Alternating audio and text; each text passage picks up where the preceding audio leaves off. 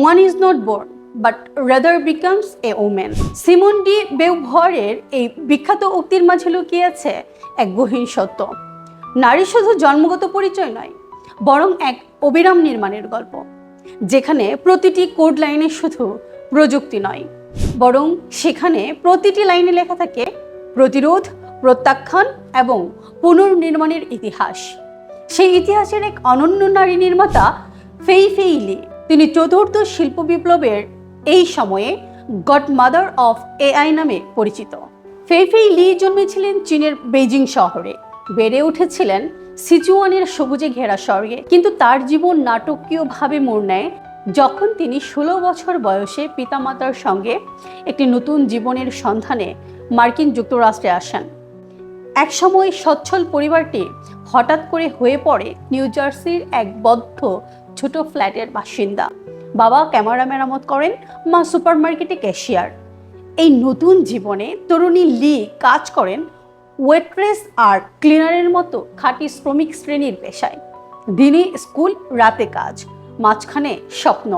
কিন্তু এই স্বপ্ন কেবল একজন তরুণী মেয়ের সফল হওয়ার আকাঙ্ক্ষাকে সীমাবদ্ধ রাখেনি, বরং জেগে উঠেছিল এমন এক দর্শনে যা প্রযুক্তিকে শুধুমাত্র মুনাফা বা ক্ষমতার যন্ত্র নয়, বরং ন্যায়ের এবং অন্তর্ভুক্তির হাতিয়ার করে দেখাতে চায়। স্ট্যানফোর্ড ইউনিভার্সিটির কম্পিউটার সায়েন্স ডিপার্টমেন্টের প্রথম সিকিউ প্রফেসর হিসেবে এবং গুগল ক্লাউডের সাবেক প্রধান বিজ্ঞানী হিসেবেই শুধু নন, লি একজন প্রযুক্তিবিদ, একজন চিন্তক, নীতি নির্ধারক এবং মানবিক এআই এর এক বাস্তব প্রবক্তা। When a patient is at physical risk, such as falling, we consider these techniques a form of ambient intelligence, like extra pairs of eyes that do make a difference.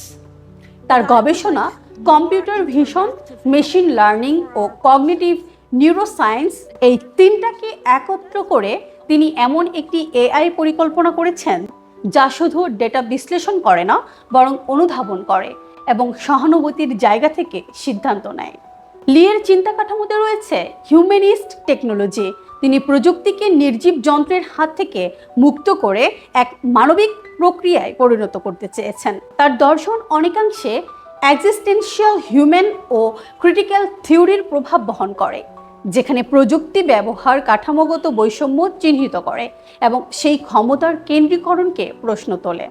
2006 সালে তার হাতে গড়া ইমেজনেট প্রকল্প, যা আজকের জেনারেটিভ এআই এর ভিত্তি, এআইকে চোখ দিয়েছে, দেখার ক্ষমতা দিয়েছে, কিন্তু এর পেছনে ছিল একটি গভীর বিশ্বাস, যন্ত্র দেখবে যাতে মানুষ ভুল না দেখে।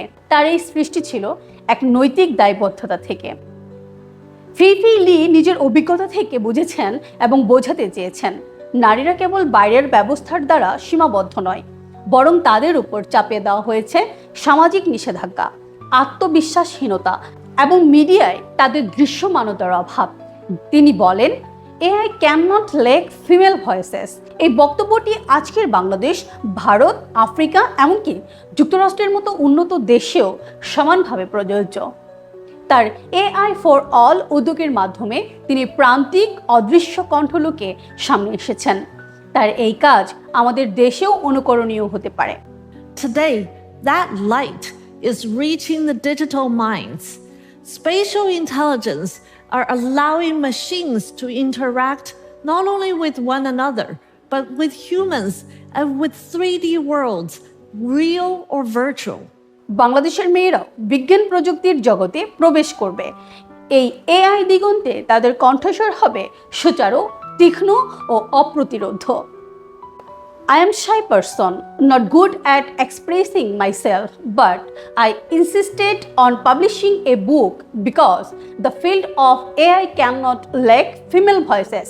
এটি লিয়ের ভাষ্য, যিনি নিজেকে বলেন শাই, কিন্তু এই লাজুকতা এক অন্তর্গত সাহসের বহিঃপ্রকাশ, যেখানে কণ্ঠস্বর শব্দের চেয়ে কার্যকলাপে বেশি উচ্চারিত হয়। তার আত্মজীবনী দ্য ওয়ার্ল্ড আই সি কেবল একটি আত্মচিৎকার দলিল নয়, বরং এক আদর্শ শিক্ষাক্রম, যেখানে প্রত্যেক নারী বুঝতে পারেন তুমি যা হওয়ার সিদ্ধান্ত নাও সেটাই তুমি হয়ে ওঠো। ফেই ফেই লিয়ের মতে চতুর্থ শিল্প বিপ্লবের সফলতা নির্ভর করবে এর অন্তর্ভুক্তিমূলক চরিত্রের উপর। যদি এই বিপ্লবের প্রযুক্তিগত দখল পুরুষের হাতে সীমিত থাকে, তবে সমাজে নতুন বৈষম্য তৈরি হবে।